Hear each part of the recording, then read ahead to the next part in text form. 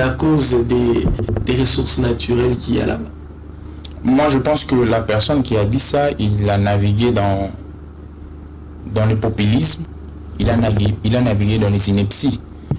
Parce que c'est normal qu'on aille à l'Est, d'abord, premièrement, pour répondre directement à votre question, parce que l'Est, c'est la partie de la RDC qui est touchée maintenant, et c'est normal qu'on aille là-bas. Mais si je vais faire un raccordement rapidement à ce qui a été dit dans le plateau, par rapport à l'accueil, vous saviez, je vais rentrer dans deux démarches, dans une démarche qui est sociologique et une démarche qui est anthropologique, et diplomatique plutôt. Dans la démarche sociologique, vous saviez, nous sommes des Bantous.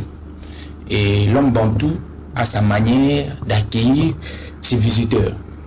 Vous saviez, lorsque les visiteurs qui arrivent à qui quand vous rentrez dans les sociétés traditionnelles, lorsque nous étions dans le royaume des empires, lorsqu'il y avait des visites des empereurs, des princes ou des rois, il y avait toujours une manière d'accueillir.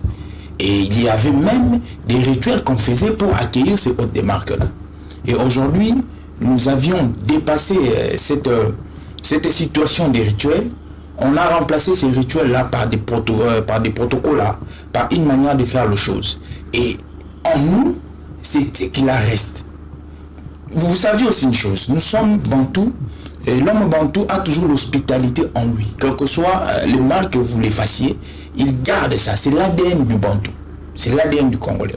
Donc moi je pense que la mobilisation qui avait autour de l'accueil du roi des Belges, je pense que premièrement, ce sont des séquelles Bantou. Ce sont des rituels qu'on a essayé d'amener à la modernité et qu'aujourd'hui, lorsqu'on accueille un roi, c'est quelque chose de passable. Parce que vous savez aussi, le roi, ce n'est pas une personne moindre. Le roi, c'est la personne qui incarne les prémices des institutions belges.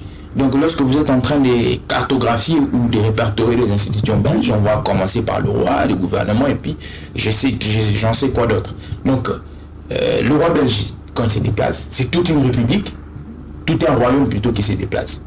Dans l'approche diplomatique, lorsque ce roi belge arrive ici, vous saviez pourquoi il y a tant de mobilisation, pourquoi il y a tant de sérieuxité? Parce que au cas où quelque chose arriverait au roi belge, on va l'imputer au Congo et le Congo aura des problèmes. Donc, ce n'est que normal. Donc, la sécurité du roi dépend de la mobilisation de tout. Non, je ne parle pas de la... Ici, je parle de l'organisation. L'organisation de l'accueil. La première approche sociologique, je parlais de la mobilisation. La deuxième approche diplomatique, je parle de l'organisation. Donc, c'est pourquoi il a fallu qu'il y ait de la sérieuxité.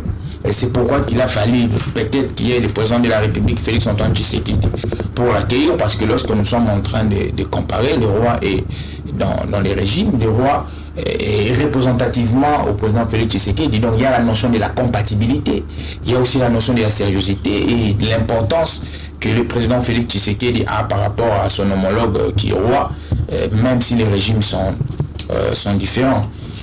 Lorsque je parle maintenant, je viens m'appuyer à votre question de l'Est. Vous saviez, aujourd'hui, la Belgique, administrativement, c'est le siège de beaucoup des institutions interétatiques. Donc, il faudrait que la Belgique, les institutions belges, puissent palper du doigt les réalités congolaises.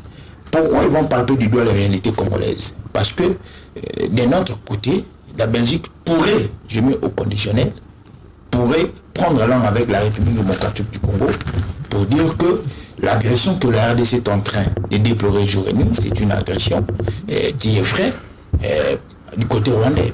Donc je pense que... Donc la Belgique peut faire les lobbying pour la... Exactement, parce qu'aujourd'hui, quand vous allez en Belgique, c'est le siège de beaucoup des institutions, de plusieurs institutions plutôt, plusieurs institutions interétatiques. Parce qu'il faut dire que le roi ne s'est pas déplacé seul ici, avec son ministre des Affaires étrangères. C'est même le Premier ministre. Voilà. Donc je pense que c'est quelque chose de très positif pour nous.